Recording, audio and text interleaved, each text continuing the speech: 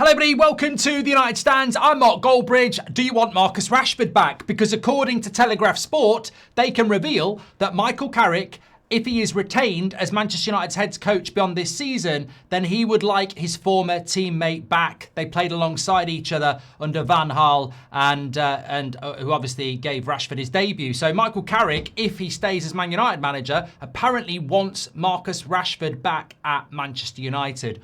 Well, there's a lot to unpack here. And I suppose the big headline straight away, I would say, is that there was an article in December 2024, or article or whatever, and Andy Mitten said at the time to blame Ruben Amorim for Rashford's departure would be potentially wrong because Rashford had issues with every previous manager, including Ole Gunnar Solskjaer. So to say that this was an Amorim issue would be unfair because it was more long-standing issues with Rashford and previous managers as well. And let's not forget, the Glinios board were very supportive of removing Marcus Rashford, the wage, and I think Rashford himself said in that December that he felt like he needed a new challenge as well.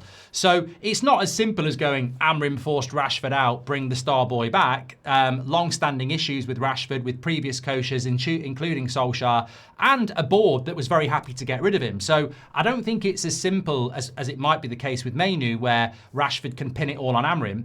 I mean, Amorim had about a month with him. Rashford had problems before that. So, look, would you bring Rashford back? Look, this is the problem with nostalgia, isn't it? You bring an ex-player in as a coach, and that's all fine and well, and then they start bringing ex-players back. I mean, who else is coming back? McTominay, Fred, we need to move forward. And maybe this is what people are talking about with Carrick. No matter how many games he wins, he's not experienced enough to rebuild this football club and is going to go back to the past.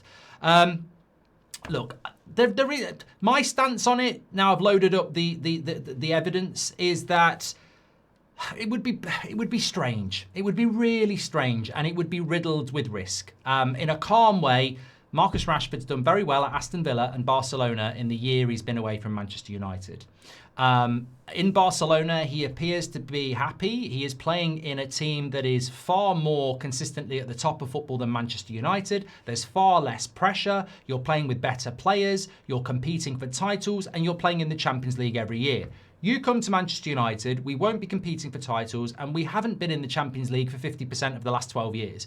So you're coming back to Manchester United to do something you've done before, and your eyes are wide open to the issues. You don't know how long a manager's going to be in place. You know the board is incompetent. You know the board that will cross you. You have a press that will half support you and half won't, and probably a similar fan base.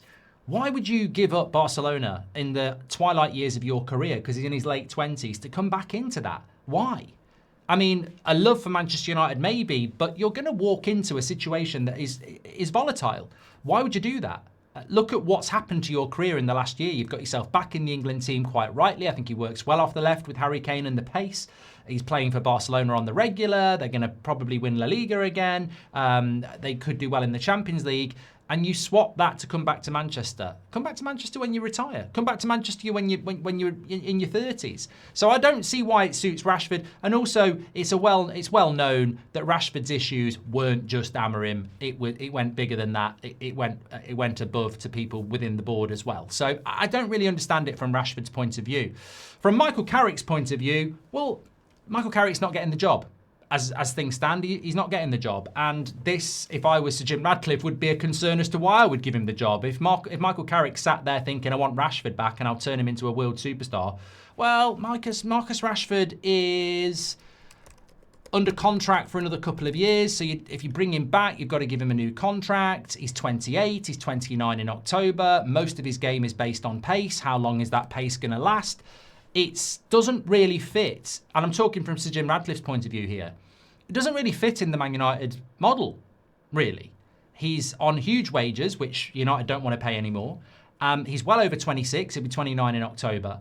And you're going to have to give him a new contract because I believe Marcus Rashford's contract at Manchester United is up in the next year or so. So if he comes back to Manchester United, you would end up in a scenario where you've got to think about giving him a new contract, I suppose, haven't you? Because he's well, as I say, 29. He's got a contract till 2028, so he's got 2 years left on his deal. You wouldn't want him going into his final year of his contract, so you'd have to give him a new contract, and then you're committing to a player into their 30s. Sorry, I was looking at I was looking at Rashford's contract there, and something just flashed up about audio stuff. So I'll insert what I said there. Contract's up in 2028. 29 in October, huge wages. You're going to have to give him a new contract if Carrick gets the job and wants him back. And that doesn't fit in with Ineos anyway. As for Michael Carrick wanting him back, again, it's not really... I mean, Man United aren't winning the league in the next 3 years. So you bring Rashford back, he's 32 by the time you're ready to win the league. Is he going to be the player he is, explosive, quick? Is he going to work at 32?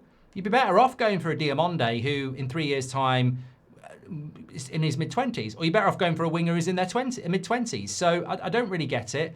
If I was Michael Carrick, I wouldn't even want to be attached to saying something like that, because straight away it's going to make some fans think negative about him and him being the Man United manager. So it's a weird thing to come out from the Telegraph. And if I was Carrick, I don't know whether I'd be too comfortable with that. I think some of you will be quite excited by it, but let's not forget the Andy Mitten piece about him causing issues for other managers like Solskjaer.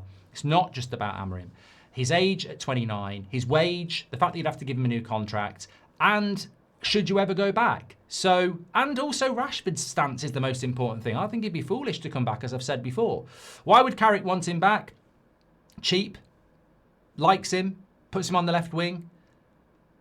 But whose career does that derail? Because Rashford would not come back at that age and want to sit on the bench. So Dorgu's on the bench, Cunha's on the bench, Ahmad's on the bench, and Mbeumo's on. Who's missing out? So, and it's a different Man United side now from when Rashford left. A lot has changed in a year. So it's a weird one. It's a weird one. I'd love to read your comments, and I certainly will. I do feel that it is a weird one, though, and it's not something that I think, if I was Michael Carrick tonight, I'd be sort of like, I don't really need that attaching to me. I'm trying to get the Man United job. I'm trying to win games.